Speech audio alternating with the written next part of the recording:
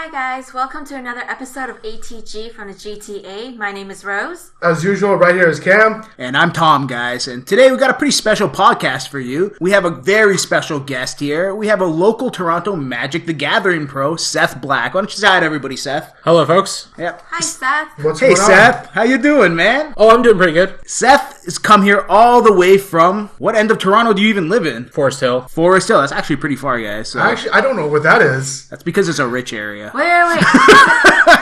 Drake is from Forest Hill, right? So I've been told. I don't know him personally, so.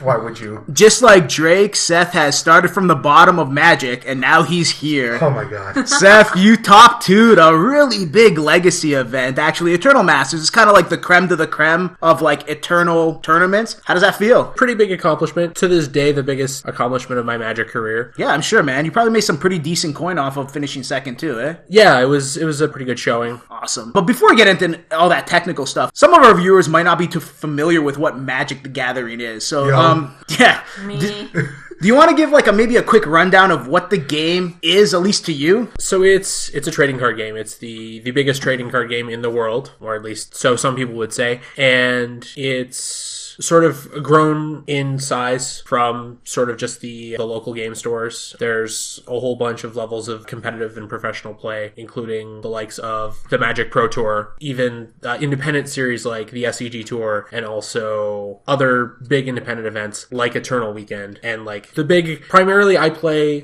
what's referred to as the Eternal formats. Okay. The formats where, because the game's been around so long, you get to use the older cards in Legacy, which is where I had my run. Okay, the best format, guys. And for those of you who aren't familiar with what he means by like Eternal format, like Seth mentioned, the game's been around since like the early 90s. I think the first set came out in 1990, right? Yeah, it was 1993. And it wasn't really like widely available then either. It wasn't until about 94, 95 where it started to hit a bigger surge in popularity. So because there's so many sets of cards, Magic is actually split up into 4 formats. I guess 3, but there is 4. There would be Vintage, which includes every Magic card ever printed other than, a ban list that they have for it. Legacy, which just has a bigger ban list, but again, includes pretty much all the cards ever printed. Modern, which includes all the cards from a certain point that have a new card frame, since they changed the aesthetics of the game. And then Standard, which is the most popular format, which includes just the first couple of sets. It's probably the easiest to get into for new players as well. So standard, is that like the bread and butter? The basic? Wizards wants to say that.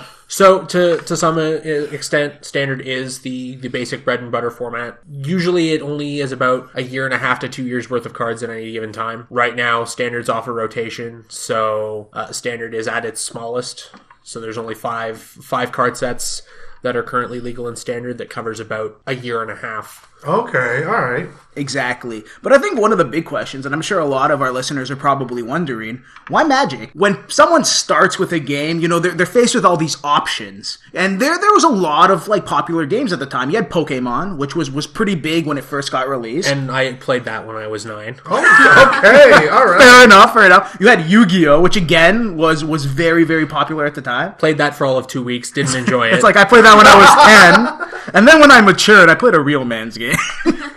But why did you end up picking Magic? So what got you into it? Sorry. So for me, Magic was sort of, I had been playing Pokemon when I was a young child, and when sort of I had started to grow a little bit, I had graduated from Pokemon and was playing Magic a little bit more. But then, like most Magic players will tell you, I took a pretty long hiatus from the game, mostly because I went through middle and high school and it sort of became uncool for a while. I feel you, man. You didn't want people to know you played Magic, because if you had a Black Lotus, you ain't getting any black other thing, if you know what I'm saying.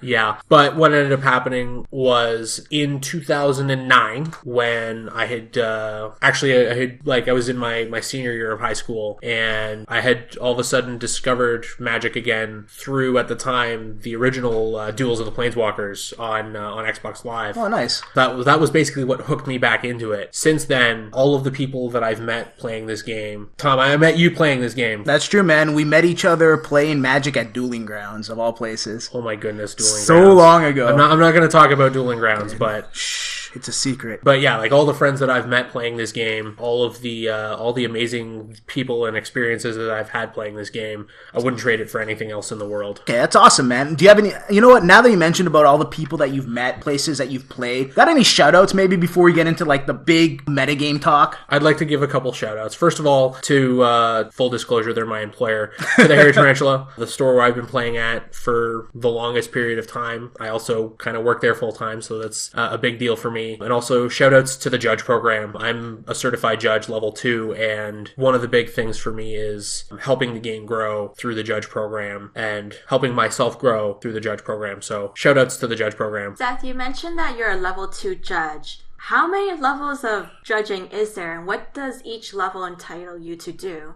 There are 3 levels of judges now. There used to be 5. Basically, level 1 judges are most of the judges in the program. They primarily judge at like your local store, at Friday Night Magic, at pre-releases. Occasionally, a level 1 will judge larger events. Like you'll occasionally see them on side events of Grand Prix. Occasionally, you'll see them at independent events like the SEG Tour, or even at the face-to-face opens here in Toronto or elsewhere in Canada. Then you've got level 2 judges like myself. For the most part, we're sort of the bread and butter of the Grand Prix staff, head judge preliminary PTQs for local stores. We're also sort of more responsible for goings-on of the local area. I very frequently am in contact with judges and stores in Toronto and the area to sort of check in and see how things are doing. Very cool. And also to see where we need more judges. And then there's level 3. Level 3 judges are the premier level judges. They're like the boss, right? Yeah, they're the head judges of the big events, of the Grand Prix, of the SEG Tour. We had a level 3 judge who was head judge of our national championships as well. They're the leaders of the program. They're the ones who help with the structure of what judges are doing and what judges are expected to do. And they're also the ones who have most of the experience. Mm-hmm. Most of the most experienced judges right now are level 3s. Cool. And it's also that those judges,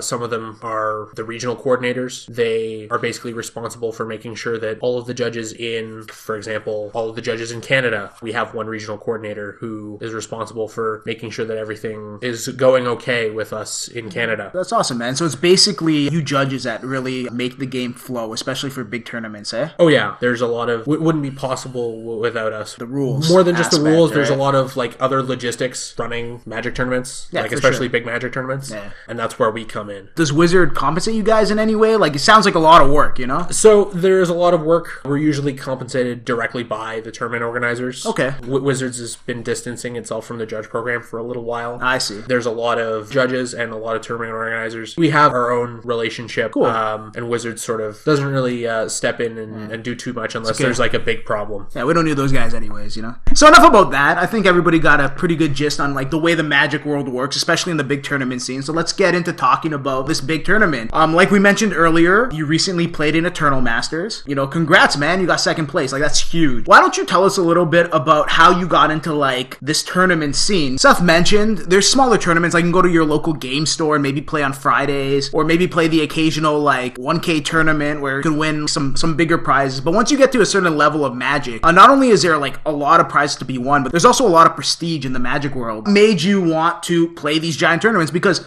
as people might not know, it requires a lot of traveling and a lot of planning and just a lot of time out of your life. Oh yeah, absolutely. So the big part for me is because I am a judge and I happen to travel a lot judging at the Grand Prix. I also, in part to keep perspective, sort of understanding how the players, sort of understanding the experience of the players to try and make that better for the players, but also for myself, specifically with Legacy, because it's the format that I know the best, because it's the format that I'm most experienced with. Mm-hmm. It's the format that I'm going to continue playing competitively. Biggest weekend in North America for Legacy is Eternal Weekend. It's primarily the big show for Vintage, because Vintage only gets about 2 or 3 big tournaments a year, but there's also a lot of prestige involved for the Legacy Championships as well. First place at each of Vintage and Legacy Championships, not only do they get a whole bunch of store credit with the tournament organizer, but they also get a special trophy that's like a piece of brand new art for one of the old Magic cards. So first place place for the Legacy Championships was a framed Savannah. That would have been really cool. I also got to give a shout out to the Vintage Champion, who also lives here in Toronto, Andrew Marketon. His screen name on Magic Online is Montolio. So just a shout out to him for taking it down on the Vintage side. Hear that, guys? Toronto, #1 city for Eternal formats, right here. Woo! This tournament, is it the granddaddy tournament of the year? Or is it the one that everyone dreams to go to? Or what is the one? So for Vintage, it's definitely the big event of the year. For Legacy, it also, while it doesn't necessarily have the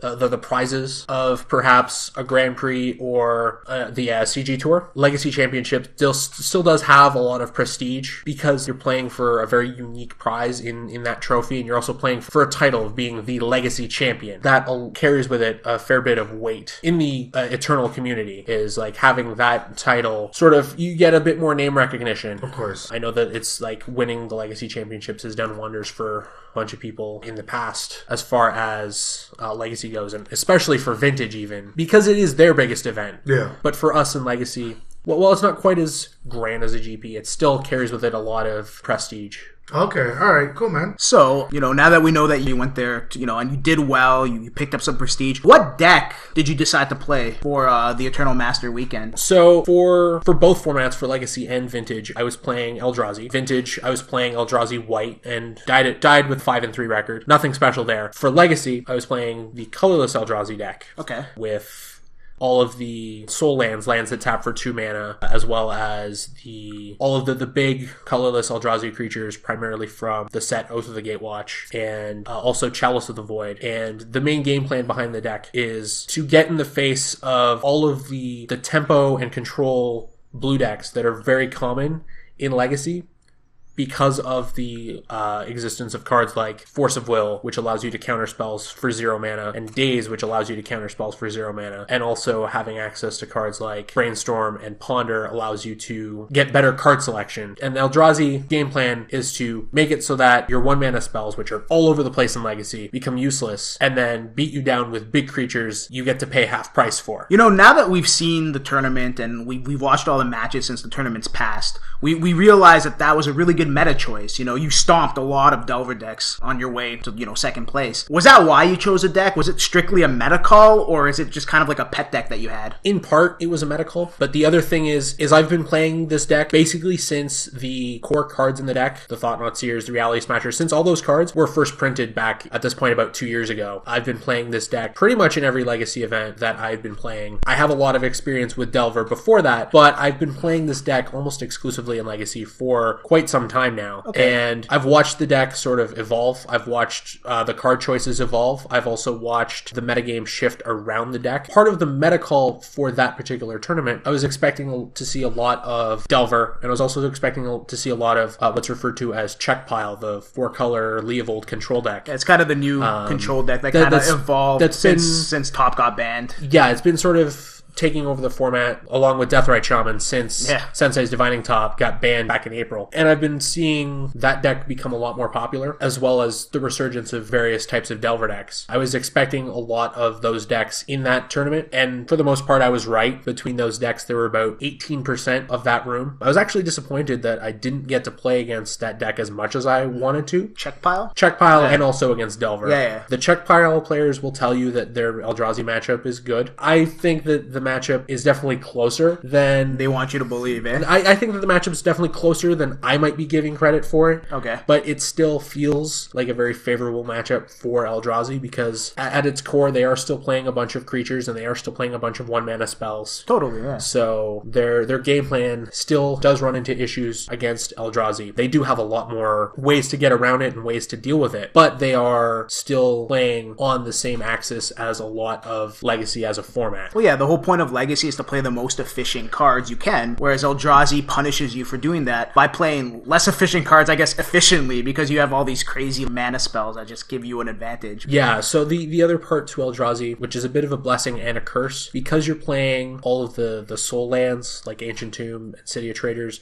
that tap for 2 mana, the good thing is you get to play all of these colorless spells that otherwise would cost you 4 and 5 mana. You get to play them basically for half price, because you only get to play 1 land per turn. The downside is when people are playing land destruction, like Wasteland is everywhere in Legacy. Of course. So everyone's Wastelands become a whole lot better. I want to note that the deck historically struggles against lands. There's a deck in Legacy that its primary game plan is it plays a bunch of lands that do things other than tap for mana, and it plays cards that allow you to bring those lands back from your graveyard, like Life from the Loam, and sort of the most distilled, refined version of that deck, which is red-green lands. That deck, I've been playing against it a lot in the last year, and it's not a great matchup, but that deck has made some adjustments, and we've made some adjustments that have made the matchup a lot closer than it used to be. Did you play any of those land decks on your way to second place? Played against it twice, actually, in that tournament. So those must have been some rough rounds. Oh, yeah. The key to the lands matchup for Eldrazi, to be aggressive. Okay. Because you aren't going to be able to go a long game, play a bunch of big dudes. You need to make do with what creatures you can play in the first couple of turns, and also try and keep them from playing multiple lands a turn, because that's how they're going to beat you. You explained like how to beat them. Were there any memorable moments against those decks where you knew breakthroughs in the matchup or anything like that? So I want to give a shout out to buddy Matthew Dilks, who also lives in the Toronto area, who I played against in round 6, I believe it was, of that event. Cool. He was the second lands player I played against. All right. So there's a little bit of rivalry there. Yeah, we played against each other a whole bunch. We've known each other for a while. In our game 3, I took a very aggressive line. It, for the most part, paid off. There was one point in one of the lands matchups where sometimes the matchup will come down to a top deck war of who draws what at the right time. But there's also a lot of very complex math that sometimes goes into the matchup, trying to understand your clock, how much damage you're doing to them a turn versus how many lands of theirs they get to destroy of yours, and also the card Tabernacle at Pendrell Vale, which is very good against you because you're a creature deck. It's a card that basically means that you have to pay 1 mana on your upkeep each turn to keep your creatures around. Combined with Wasteland, that becomes very difficult. There was one game I had to be very careful playing my own Wastelands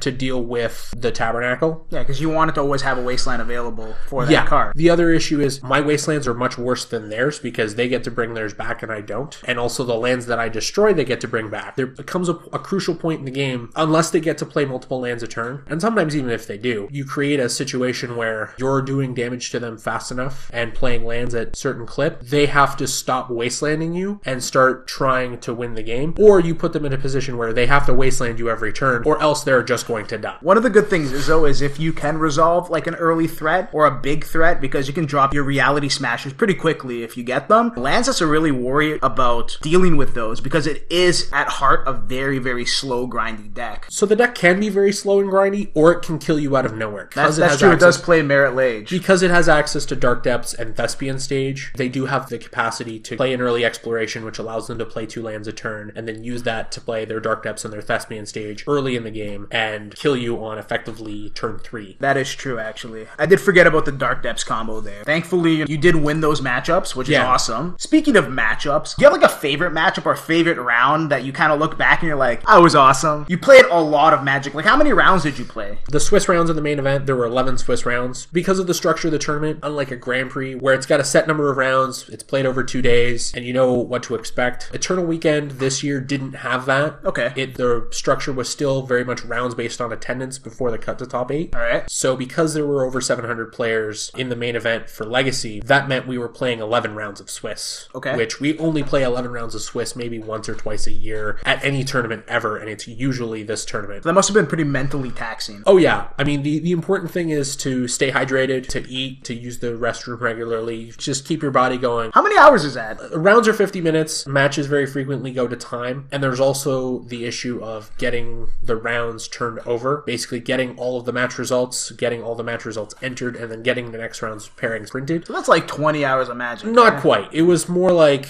11 rounds ended up taking 14 hours on that day. There like you go. we started our first round at about 9:15, and then the last round of Swiss ended at about 10:30. About 13 hours. The first round started at 9:15, and the last round ended at 10:30. Is there ever a time where you're just playing a tournament like this where you've just played so much Magic, you're thinking to yourself like, man, maybe not this one because you totally made top 8, you're probably really hyped, where you've played so much Magic, maybe you're not doing the greatest, or maybe you're really close to top 8, it's a lot more stressful and mentally taxing, where you're just like, you know what, I don't want to see Magic for a while. Sometimes you'll run into that. Usually if you've been on the road for multiple weeks in a row, your brain will get into a point where it's just like, I need to not be thinking about Magic right now. That definitely happened for me after the finals of Eternal Weekend. Okay. Where it's just like, we can talk talk about this finals match later. I just need to grab some food. I definitely feel that. You must be starving sometimes, because I've played tournaments. The food selection is not always the greatest. The one good thing about the venue where that tournament was held, it was in Pittsburgh. Pittsburgh's got some pretty good food, and there's also like pretty good food within a couple of minutes of the venue. That's not so bad. That's always the important thing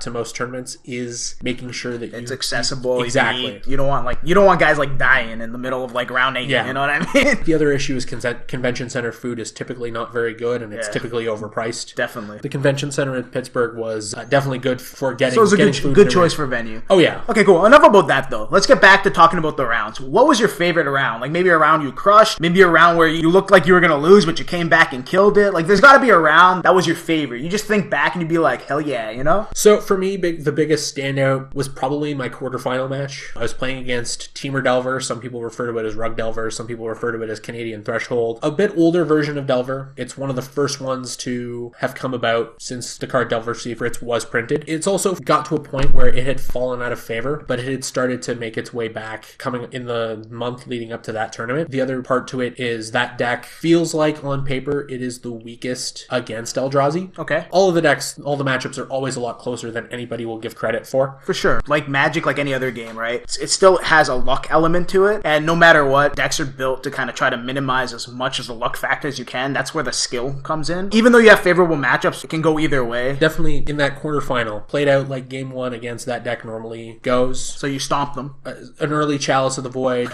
got countered, played a bunch of big creatures and got there anyways. Cool. But game 2 was special because it was the threat-wise, first though? time in a long time. Wow, Seth has a hand that needs red mana. Yeah, those Simian Spirit Guides are going to get summoned. He needs what? Cavern of Souls? Is that the only way? Yeah, Cavern of Souls on Ape. That would start deploying those next turn if he top decks the Or he could Cavern. pitch one to cast the other. Yeah. I think I might have pitched one to cast the other there. The 2/2 creature is relevant on this board. Yeah. What else is he going to do? I think if he doesn't draw the Cavern this turn, he might go for it. Well, 2/2 is Or a little less maybe relevant now. Now, okay. The Hooting Mandrills kind of changes that a little bit. Giant Endless One is the other thing you can do with him. Yeah, we can make an Endless 8 here. 1, 2, 3, 4. 2 from the eye. 6, 7. Oh, no. All is dust. Wow. Yeah, he's going to hold back the other monkey in order to all his dust at some point, possibly. Or, sorry, Endless One later. Huh. Days, and he's got the Spirit Guide. Oh, my God. Seth Black had it all covered. He seemingly taps out for a 7-mana All is Dust. Ugh. Eric Virgo goes for the Days. He's got the Simian Spirit Guide for the surprise mana to pay the one for the Days. Oh, my goodness. That was insane. Yeah, that was... He thought he had him, but that's Spirit Guide. It's a good thing he didn't cast any of those Syrian Spirit Guides earlier. Totally. Yeah, I didn't see the All is Dust. All is Dust totally All is changes Dust, it. Having a red ape is awful in a world where you're planning to cast All is Dust.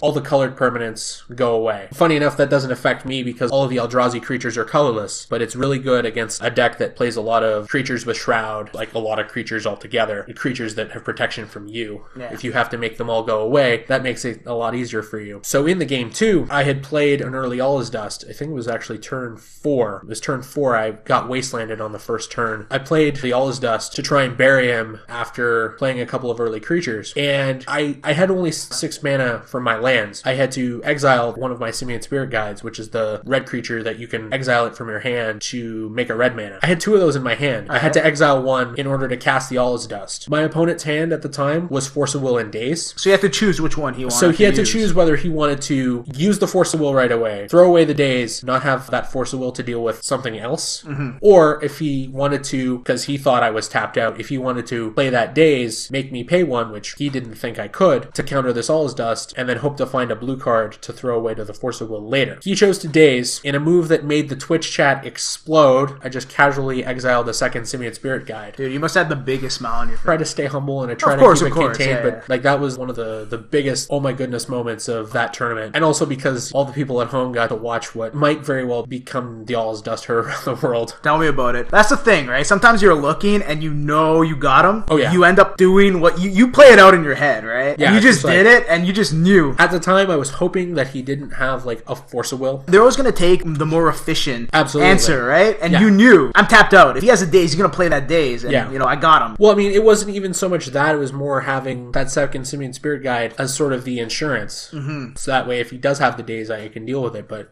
at that point, I was mostly just focused on trying to close that game out. That matchup has the potential. Most of the Delver decks are playing True Name Nemesis now, somewhere in their 75. And that card is a problem for Eldrazi because it just blocks everything. Sounds good, man. It sounds like you had a really good match. Sounds like you made some awesome plays. Let's talk a little bit about the final. You did come in second, which I'm sure, as awesome as that is, and it's a huge accomplishment, there's got to be a little bit of disappointment there. Oh yeah, for sure. Being within one game of winning the whole tournament twice at the time was a bit disappointing, but considering how this is like the biggest accomplishment that I've had so far, the disappointment was over quickly because, hey, I finished second. I came home with all this stuff. Totally, and not only that, you may disagree because you are a humble dude, but this kind of solidifies you as you are pretty much a pro Magic player. You played in a tournament where there's a lot of people with much better pedigrees, won way more tournaments, and you made it, did it. You almost won the whole thing. And in my eyes, man, you are totally one of Toronto's pros. Like I said, Thanks you're a a lot. humble dude. That is a huge accomplishment, no matter if you didn't win the whole thing. Second place is huge, especially considering the amount of talent you had to play to get there, Tell me a little bit about that last matchup. Tell me about the finals. I'm sure in retrospect, now that I'm sure you've watched the streams, you played the games. Tell me a little bit about how it went, and maybe some things you might have changed in that game that could have made you the champion, you know what I mean? The game 2 of that match, I had won game 1 doing what Eldrazi typically does against Delver, which is play an early Chalice, it gets countered, it resolves, it gets destroyed later. That part doesn't matter because they're that worried about that card. Also, having a bunch of big creatures faster than they can play their big creatures is also important. So game 1 wasn't particularly close. Game 2, I kept a hand which had a few lands in it. It had a couple of creatures. It also had the card Sorcerer's Spyglass, which, by the way, that card overperformed in that tournament and also overperformed that weekend. And Vintage too, eh? It was all over the place in Vintage as well. But Sorcerer's Spyglass overperformed for me in Eldrazi. And definitely I very much like that card over Pithing Needle in that deck. Okay, why don't you explain why you felt like it overperformed? Pithing Needle has always been a card that's just been there. The problem with Pithing Needle is if you're playing a deck that's actively trying to make 1-mana spells useless with Chalice of the Void, it gets a lot harder for you to effectively play Pithing Needle without running to the issue of having to play the Needle after you play the Chalice. So Sorcerer's Spyglass, because it costs the extra mana, because it's 2 mana instead of 1, you lose the downside of having it be blanking your own deck. You also get the upside of being able to see the opponent's hand and see what they're up to and see perhaps the card you should be naming. Well, you don't have to name a card that's in their hand. You can name any anything, card. yeah. Being able to see their hand gives you a chance to inform that decision a lot better. Anytime you have extra information, it's always good, right? Absolutely. And the 1 mana in that deck is very little of a downside because you're playing all these lands that tap for 2 mana. So it becomes a lot easier for you to play the Sorcerer's Spyglass early. In that game 2 of the final, I played Sorcerer's Spyglass. I saw a hand that included a Deathrite Shaman and a Life from the Loam. He, in response to the Sorcerer's Spyglass, had played Brainstorm and hidden 2 cards. You're thinking he hit a Wasteland then. So, at the time, the Life from the Loam, I was very worried with the hand that I had. I was very worried about drawing a bunch of not lands and getting completely obliterated by Wasteland post Life from the Loam. Because he had those Deathrite Shamans. Totally, that's a fair assumption. Because he had those Deathrite Shamans, he very well could have just attacked with Deathrite Shamans, Wastelanded me out of that game. Totally, right? Because Life of the Loam is pretty scary to see, especially for your deck, right? Yeah. So, I instead named Wasteland, thinking, oh, 2 Deathrite Shamans, this is manageable. He doesn't really have that much in the way of other action. If he doesn't have another land, then he's not going to be able to cast very many spells very quickly, and I can just beat him down quickly. He ended up drawing a 3rd Deathrite Shaman, which was part of the balance of that game. I also ended up drawing way too many lands, which was another problem. The game sort of tipped the other way. If I'd have named Deathrite Shaman in that game, and those draws had played out, there's a much better chance that I would have won that game, because he wouldn't have been able to do all that damage to me with Deathrite Shaman. Well, usually in retrospect, you can always be like, this would have been the better play. The Wasteland call was totally reasonable. It's not like you made a mistake. It's just that the luck of the card sometimes, you know what I mean? Yeah, even thinking about it in retrospect, based on the information I had at the time, I definitely felt, while naming Wasteland there wasn't necessarily strictly correct, it wasn't strictly incorrect either. Of course, because based on your hand, that was a bigger threat than Deathrite Yeah, I was a lot more worried about the Wasteland lock than I was about a couple of random 1/2s. Yeah, totally. Like, if you knew you were going to draw how many ever lands you drew afterwards, obviously. But again, you know this in retrospect. You don't know this in the heat of the game. Right? Exactly. Unfortunately, end up losing that match. But again, you placed fantastically. In retrospect, other than, maybe making a different call because you knew, like, how the game played out, is there any changes or anything you think you could have done differently differently maybe with the deck that would have given you better chance of winning the whole tournament? Or after the tournament's done, you played a bunch of games, you figured maybe like strength and weaknesses based on the current meta? Are there any changes that you might make to your deck, sideboard, for the next tournament that you attend? The biggest change that I already had made to the deck after Eternal Weekend was, if you find from the coverage that you'll notice that I was playing one copy of Ulamog the Ceaseless Hunger in the sideboard. That card was completely dead weight for me that weekend. That card has since been cut. I had added an extra Endbringer to the sideboard, which is there to shore up the matchups against decks whose creatures are bigger than yours. So decks like Sneak and Show, Omnital, Turbo Depths, and even against lands, decks like that where they're playing 20/20s or they're playing 8/8s with flying and lifelink. 7/7s, Grizzlebrand. So that was the first big change. The other change, having finished 6-6 at the Star City Games Open in Washington, D.C. back at the end of October, the week after Eternal Weekend. Okay. The other big change that I would be making for next week for the Team Constructed Open coming up in Baltimore is finding a spot for a single basic wastes. That way you don't get completely locked out by a Ghost Quarter. You don't get completely locked out by a Blood Moon. By having a basic wastes in the deck, it gives you an opportunity to sort of shore up the matchups where they're trying to disrupt the mana base. That's one other thing that I'm trying to find room for. It'll probably be the third Mishra's Factory that gets cut, but still running numbers on that. Awesome, man. Is there another big tournament that's coming up? What's the next event you're going to be